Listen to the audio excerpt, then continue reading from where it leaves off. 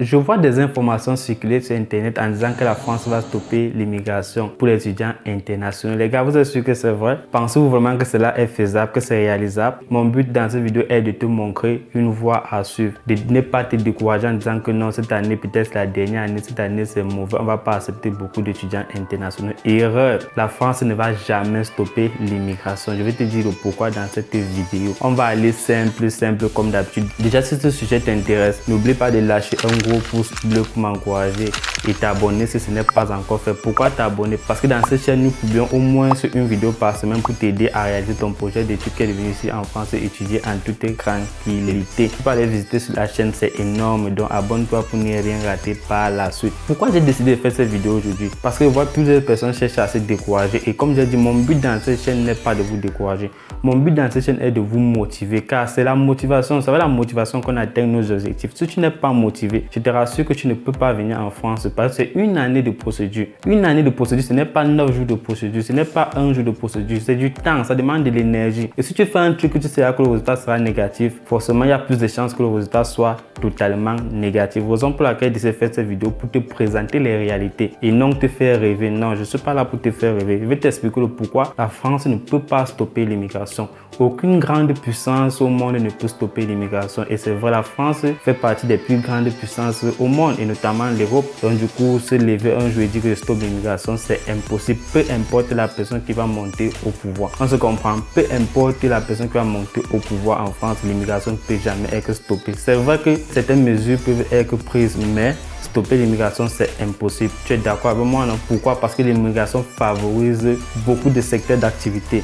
L'économie, la politique, c'est impeccable. Si tu ne connaissais pas cela déjà, tu dois connaître cela, quoi. Tu as un potentiel en toi, donc crois en toi, tout cela va aller. Donc du coup, comme je disais, je ne fais généralement pas de vidéos concernant la politique, mais il y a eu des personnes qui voulaient se décourager.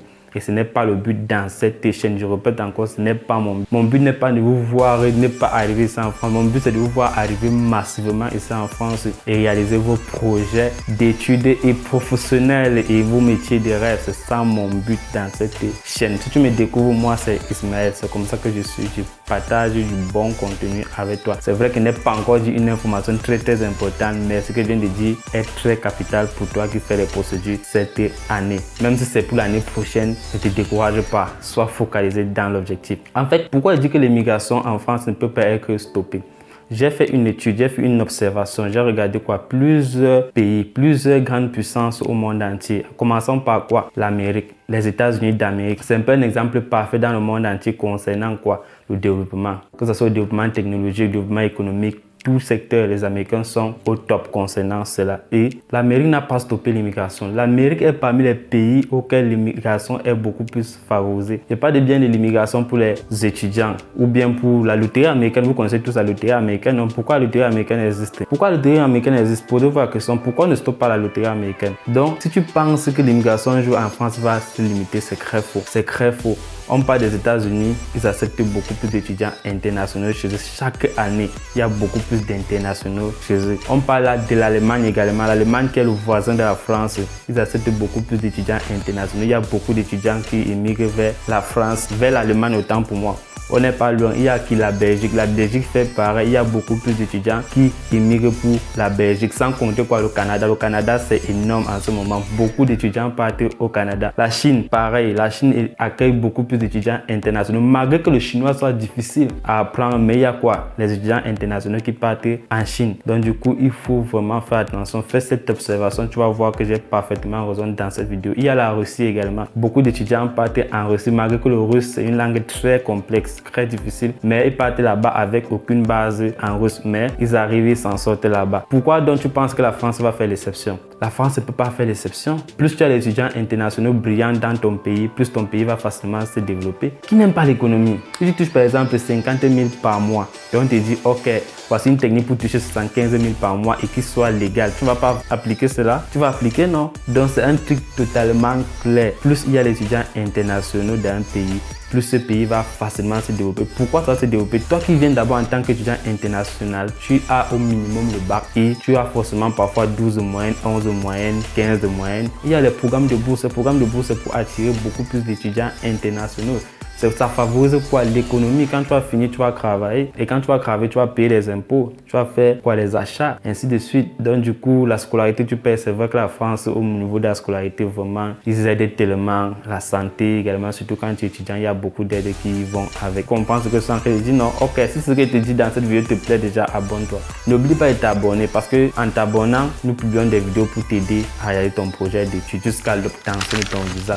En regardant l'ensemble de nos vidéos, tu vas arriver jusqu'au bout. En t'abonnant, tu ne vas rien rater par la suite.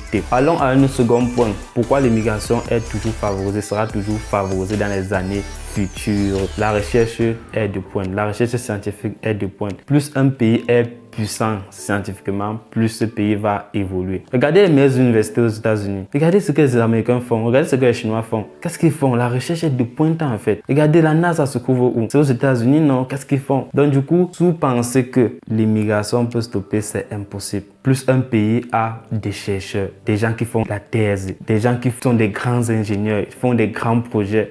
Ainsi de suite, ce pays va se développer. Et ce pays ne se fait pas uniquement avec ses propres gens. Il faut attirer beaucoup plus d'étudiants internationaux. Raison pour laquelle il y a les programmes de bourse. Les programmes de bourse, regardez pourquoi la bourse d'excellence ne prend que des excellents. On a bien dit quoi? La bourse d'excellence académique. La bourse Eiffel, ça prend qui? Les meilleurs. Il faut avoir parfois 17-15 de moyenne en montant pour que tu sois vraiment prise. Donc c'est un truc à prendre en considération. Toi qui fais positif en ce moment, ne te décourage pas.